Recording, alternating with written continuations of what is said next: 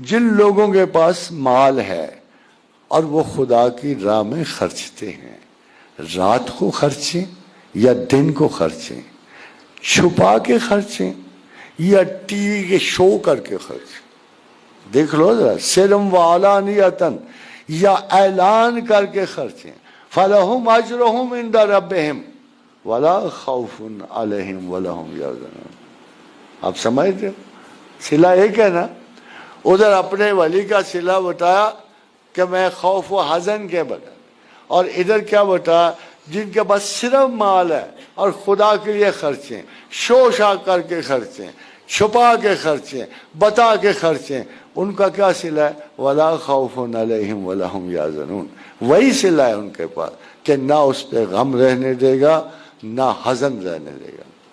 خادم حضرات، one must understand، ہم ادھر آئے کیوں، گئے کیوں، ہم رکے کیوں؟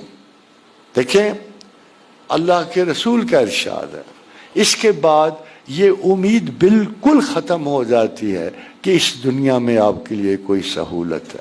آپ سہولت کے لیے نہیں آئے۔ At least this one is very clear. خدا کے رسول کی حدیث مبارکہ ہے، الدنیا سجن المومن، کہ اہل ایمان کے لیے یہ قید خانہ ہے۔ یہ